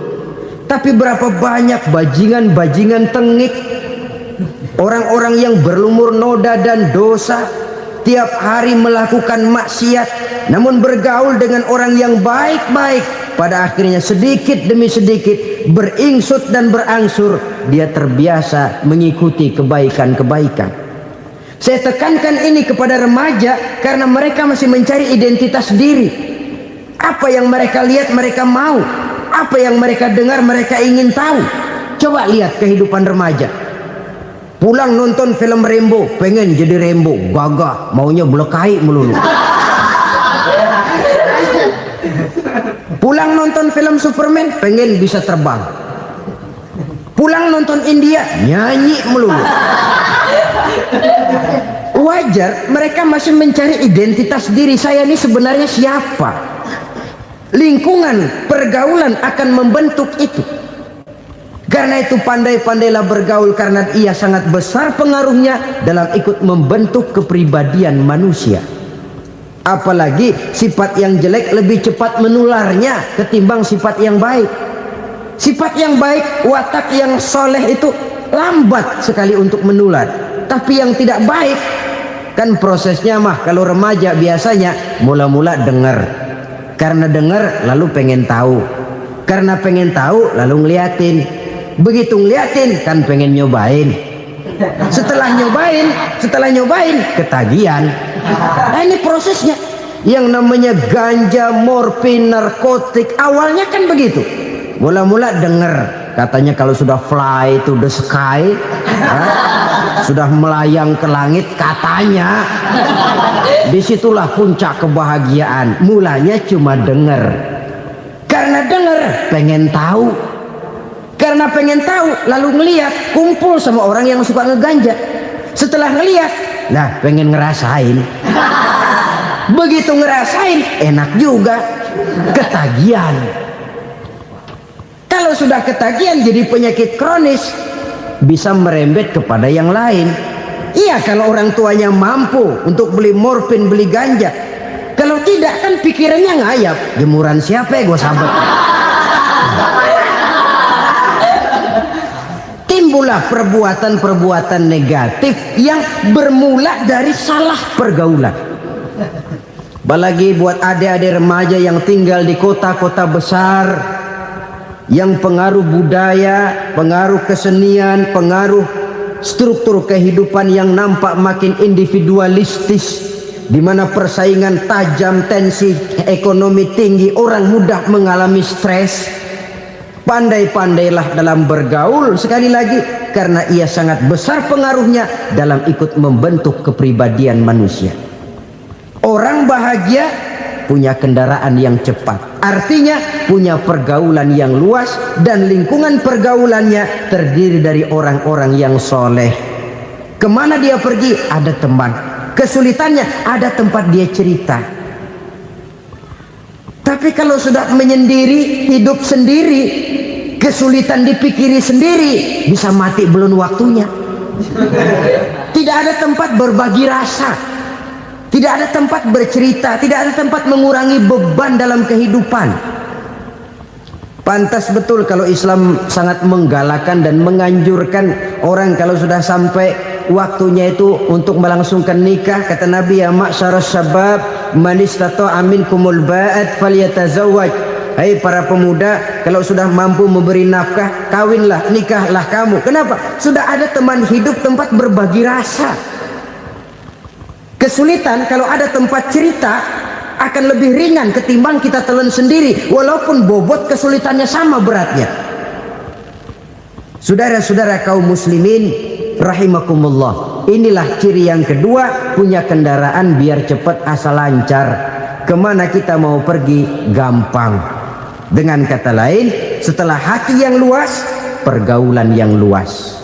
Dua. Yang ketiga sekarang, tanda orang bahagia itu menurut Nabi, misbahun mudhi'un, punya lampu yang terang. Oh, itu enggak problem. Sekarang sudah zamannya listrik masuk desa, Pak. Lampu sudah terang semua. Betul, kalau itu yang dimaksud. Tapi tidak cuma itu. Karena lampu yang dimaksud di sini, lampu yang akan menerangi seluruh perjalanan hidup. Dan perjalanan hidup itu sudah dimulai sejak kita terlahir ke alam ini sampai masuk ke alam barzah, kumpul di padang mahsyar sampai ke akhirat. Lampu yang menerangi itu yang diperlukan. Kalau lampu, katakanlah yang paling top sekarang kan lampu jenis Mercury. Taruhlah itu di rumah kita, dia cuma menerangi rumah kita, menerangi hati pun tidak sanggup.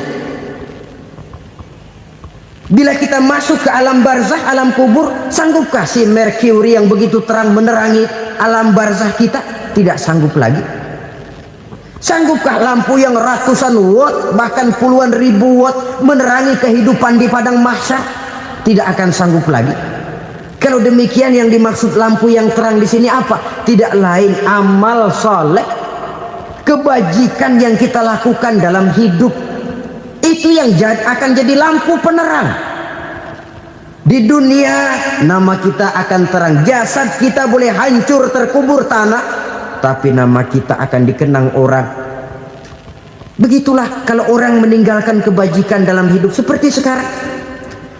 Ribuan orang tiap saat berziarah ke kubur Imam Syafi'i, ke kubur Imam Malik, ke kubur Imam Ghazali. kubur orang yang baik-baik, orang yang soleh-soleh. Kebajikannya yang ditinggalkan, yang mengukir namanya dengan tinta emas. Sehingga saudara sudah terbaring di alam kubur, orang lewat, Allah, ini kuburannya Fulan bin Fulan, dulu ini kebaikannya Masya Allah, saya ikut merasakan. Mari kita mampir sebentar, kita Fatihah. Mohon disampaikan Allah pahalanya kepada almarhum. Al-Fatihah. Itu kalau orang baik-baik. Lalu saudara tanya, Pak, orang mati dikirimin Fatihah apa nyampe pahalanya? Saya jawab, kalau saudara nggak percaya, mati dulu dah. Nanti saya Fatihain, tungguin di sana. Umpama nggak sampai, balik lagi kemari. Sekarang ini kan maunya otak-otakan saja. Kalau nggak masuk otak, nggak percaya. Padahal alam gaib itu nggak bisa diotak-otakin. Sama saja dengan saudara pernah dengar cerita kapal tanpa emas tenggelam kan? Pernah nggak? Di mana? Ya, di laut Masalembo. Begitu ke tanpa emas tenggelam, ratusan penumpang itu terjun ke laut, dipermainkan gelombang, berjuang menghadapi maut itu. Orang lagi timbul tenggelam di lautan, dihantam ombak, kita tengokin pakai helikopter. Pak, lagi timbul tenggelam ya? Iya, tolongin. Jangan khawatir Pak, nih saya kirim intan Pak, harganya 10 juta. Kira-kira orang yang timbul tenggelam di laut seneng nggak? Ya. Kan mahal toh intan 10 juta. Kenapa dia nggak senang? Karena intan 10 juta dalam kondisi seperti itu tidak sanggup menyelamatkan dia. Dia akan girang kalau dikirimin ban mobil bekas, dikirimin papan terentang atau bambu. Intan yang 10 juta dia nggak girang, ban mobil bekas yang 1000 perak tuh pegang, itu yang dia girang betul. Inilah sebabnya Nabi berkata, mal mayyitu fi qabrihi illa kal ghariqil mutaghawwis. Orang yang meninggal di alam kuburnya seperti orang timbul tenggelam di lautan. Yantaziru da'watan min ahli, menunggu doa dari keluarganya yang masih hidup.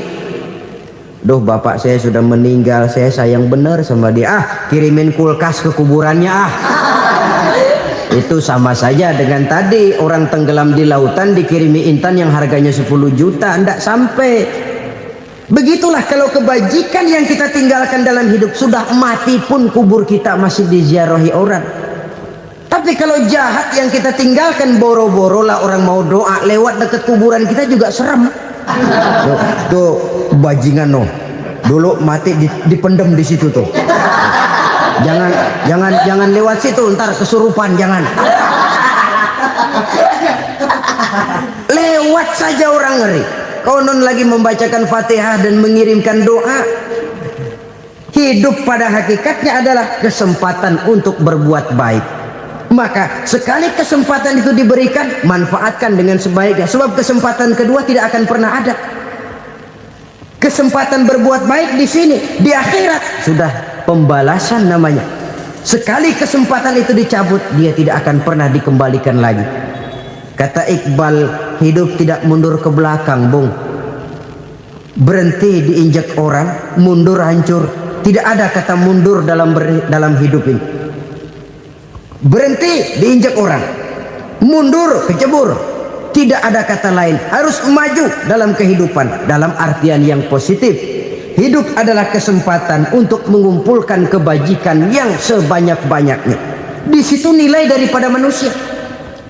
Sekarang ini memang nggak kelihatan kok, orang yang banyak pahala sama yang banyak dosa nggak kelihatan kok.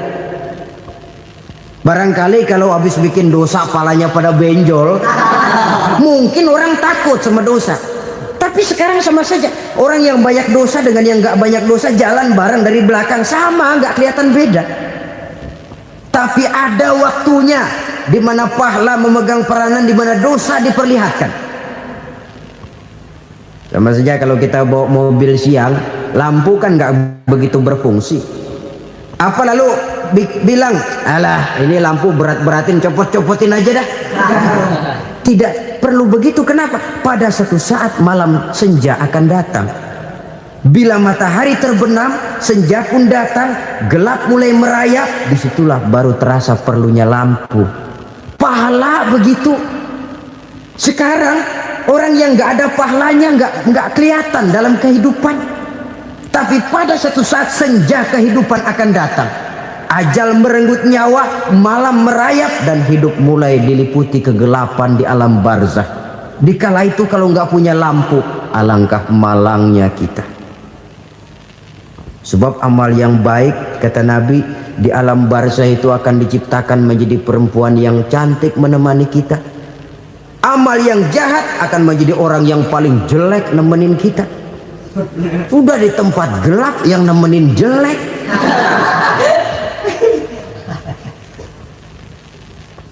Kaum muslimin rahimakumullah. Kalau demikian masalahnya, tergantunglah kita pandai memanfaatkan waktu. Al-waktu kasayf, waktu itu cepat sekali. Yang namanya waktu itu tahu-tahu. Tahu-tahu udah tahun 87. Tahu-tahu udah begitu. Tahu-tahu yang kemarin anak-anak, sekarang udah pada punya anak. Tahu-tahu saja itu. Begitu cepat waktu berlalu. Kalau tidaklah pandai kita memanfaatkannya, akan rugi kita. Nabi bersabda, "Man kana yaumuhu khairun min amsihi fahuwa rabih." Barang siapa yang hari ini lebih baik daripada hari kemarin, itu orang untung. Hari ini lebih baik daripada kemarin. Bulan ini lebih baik dari bulan kemarin. Tahun ini lebih baik dari tahun kemarin. Itu orang yang beruntung.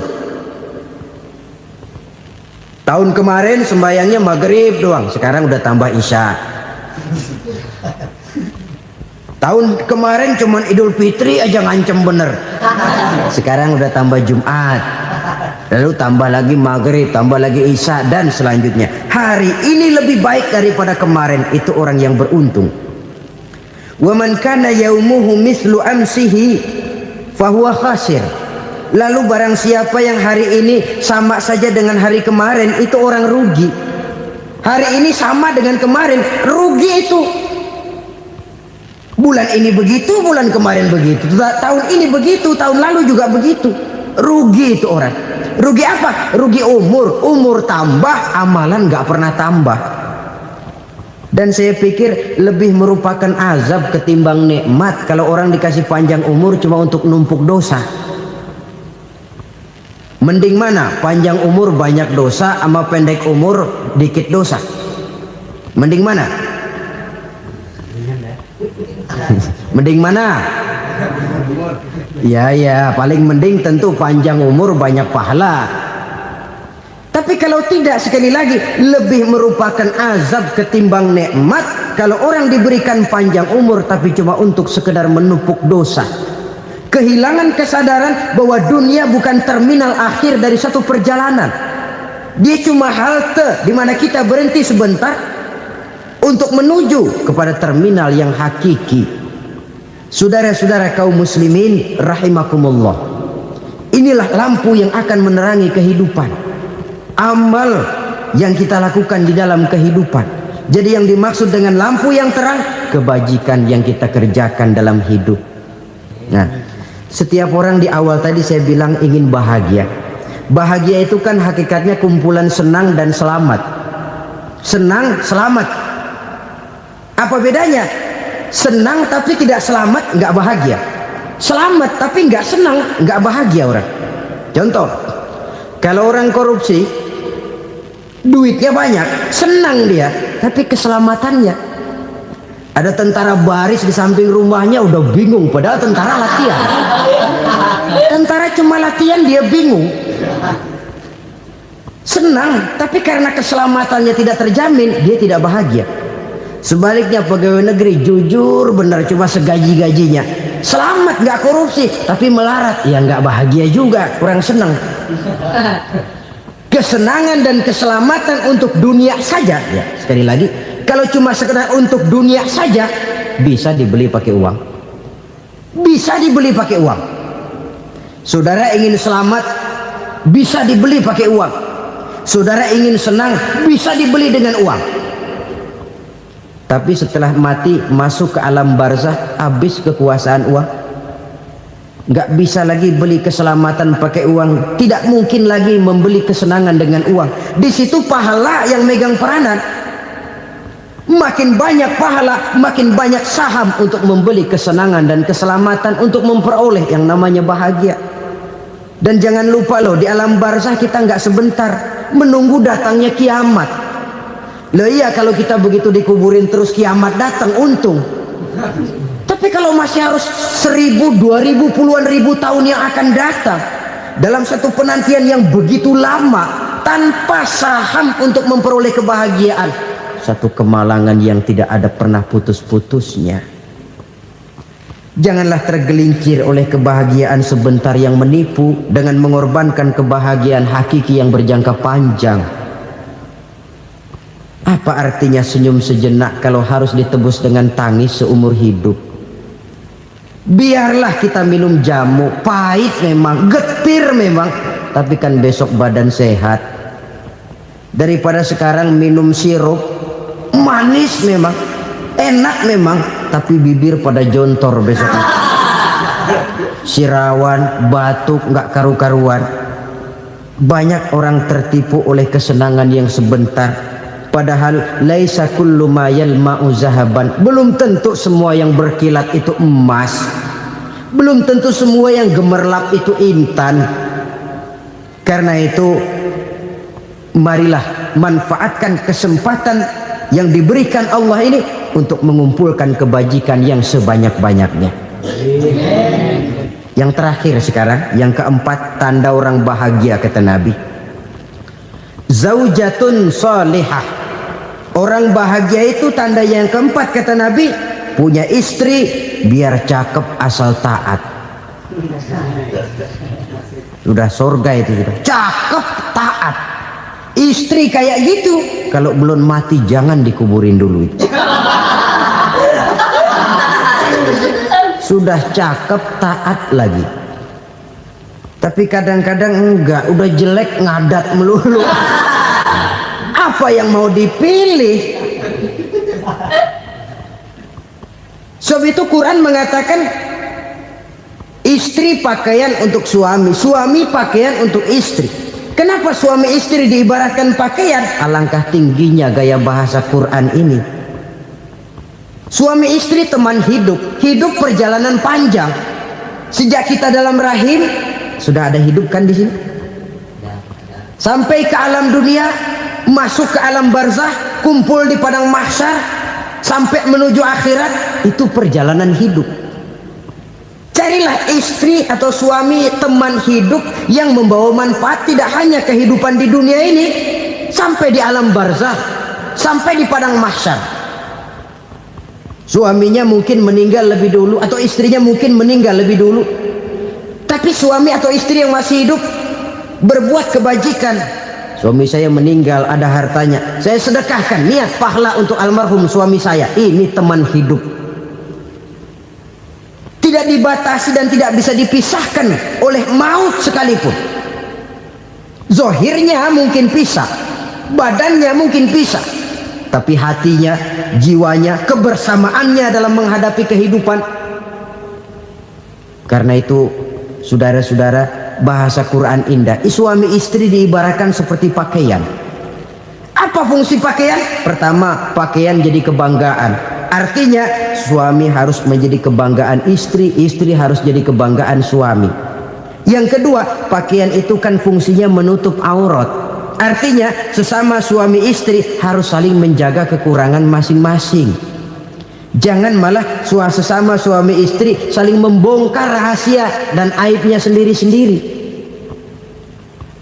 Istrinya diceritain jeleknya di mana-mana, atau suaminya dibongkar rahasianya di pasar umum. Itu sudah tidak lagi berfungsi sebagai pakaian. Kenapa semua ini diperlukan? Karena kita menyadari bangsa yang baik terdiri dari masyarakat yang baik. Masyarakat yang baik merupakan susunan dari warga yang baik.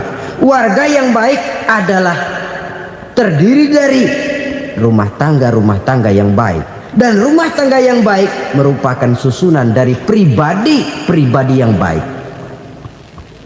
Dari situ langkah dimulai. Membangun satu bangsa yang baik diawali dengan membangun rumah tangga yang baik, dengan menciptakan pribadi-pribadi yang baik. Sehingga dari sini diharapkan berkembanglah nilai-nilai kebaikan. Orang akan bahagia mempunyai istri yang soleh. Kenapa? Tidak ada seorang suami bisa sukses jadi apapun dia, apapun profesinya, dokterkah, kiaikah, mubalikah, petanikah, pengusahakah, pejabat tinggikah, tidak ada seorang suami yang bisa sukses tanpa peran serta istrinya. Walaupun memang peranan itu tidak begitu kelihatan, tapi sangat menentukan. Karena itu, saudara hadirin yang saya hormati, Islam sangat menghargai kaum wanita, memberikan kedudukan yang tinggi sepanjang tidak mematikan kodrat kewanitaannya. Nah, rasa salah kan.